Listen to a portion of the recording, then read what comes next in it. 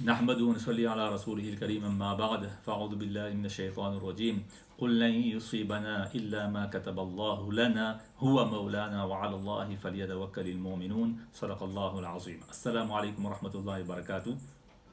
J'aimerais dans cette vidéo d'aujourd'hui vous communiquer bien les mesures de précaution, les invocations, les réflexions, les solutions et les consolations que le prophète sallallahu alayhi wa sallam nous a communiquées dans une situation de maladie contagieuse, de peste, comme c'est notre cas aujourd'hui, comment faire face au coronavirus. Je ne vais pas vous communiquer encore les mesures de précaution et de prévention que les autorités sanitaires compétentes nous ont communiquées. Mais j'aimerais rajouter deux mesures de précaution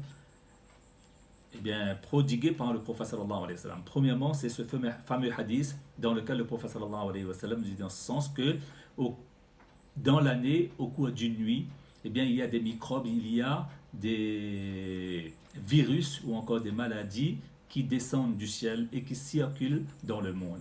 Voilà pourquoi fermez vos bouteilles,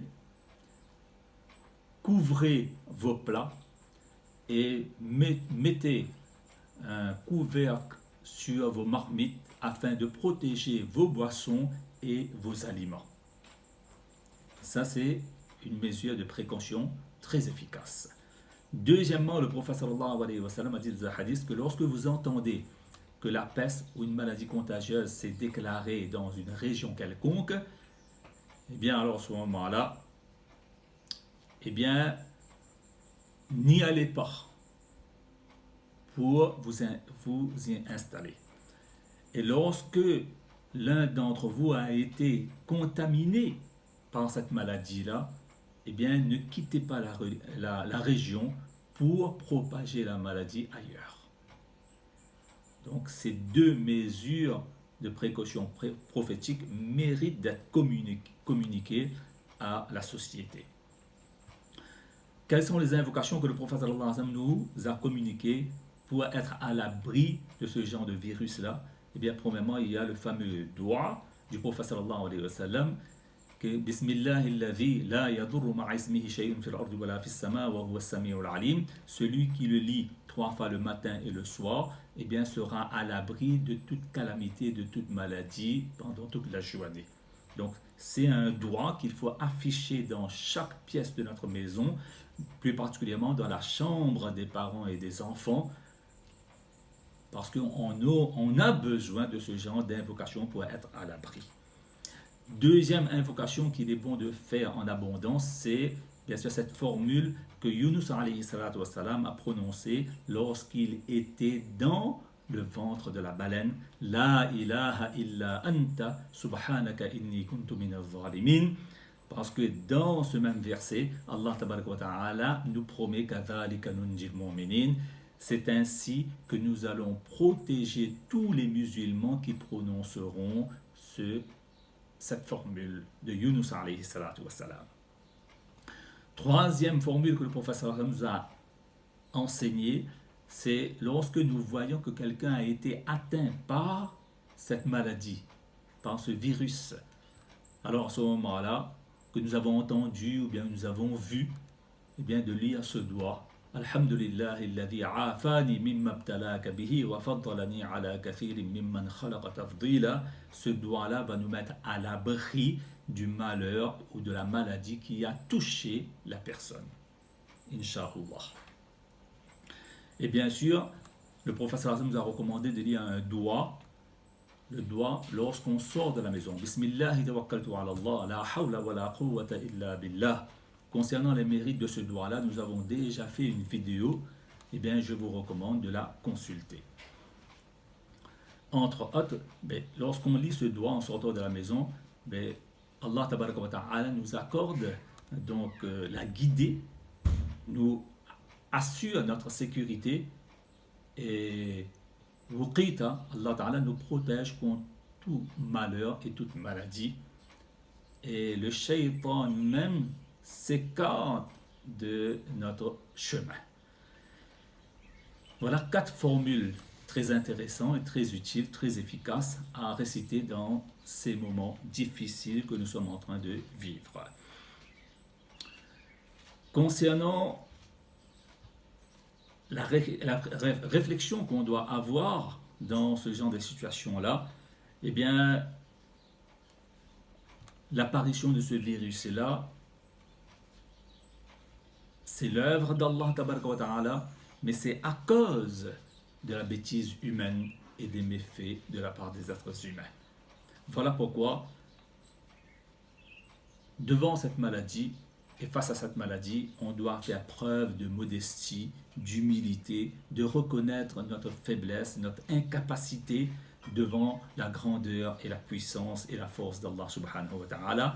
C'est dans ce genre de moment qu'il faut se réveiller et qu'il faut prendre conscience donc de l'unicité d'Allah tabaraka wa ta'ala, de sa grandeur et de sa puissance. Ça, c'est la réflexion.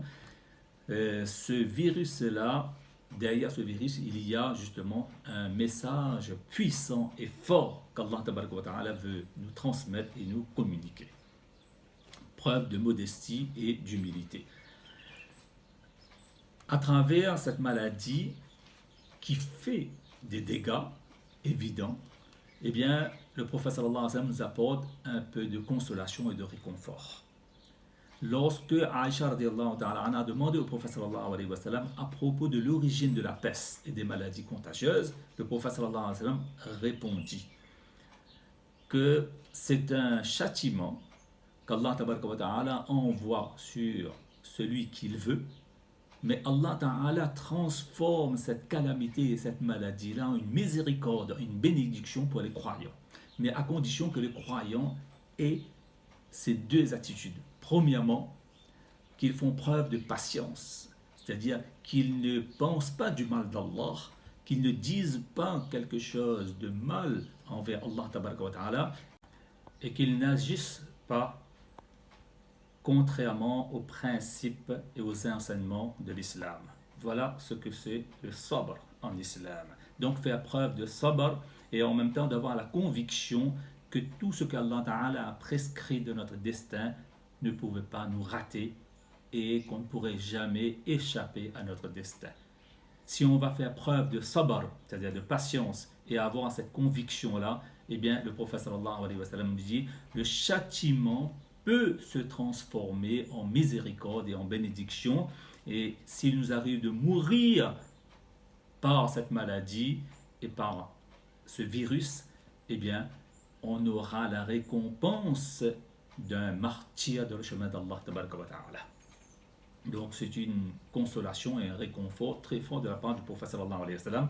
Et le prophète sallallahu alayhi wa sallam nous a proposé une solution. Si les autorités sanitaires nous proposent comme précaution de laver nos mains souvent, eh bien le prophète sallallahu alayhi wa sallam nous propose comme solution de lever nos mains pour faire dua. Donc Allah tabaraka wa ta'ala accorde à chacun d'entre nous le tawfiq de mettre en pratique ces précautions, ces préventions, ces invocations de Rasulullah sallallahu alayhi wa sallam et surtout de mener la réflexion qu'il faut et de comprendre le message qu'il y a derrière cette maladie et aussi si malheureusement on en meurt, eh bien qu'Allah Ta'ala nous accorde le tawfiq d'avoir le thawab et la récompense d'un martyr de la chemin d'Allah. Wa akhiru da'wana alhamdulillahi rabbil alamin. Si cette vidéo vous a plu, vous a été utile, eh bien je vous demande humblement de la partager à vos proches et à vos amis parce que vous êtes en train de m'aider à aider le maximum des gens et c'est là mon intention. Aider les autres, c'est une action qui plaît à Allah tabaraka wa ta'ala. Assalamu alaikum wa rahmatullahi wa barakatuh.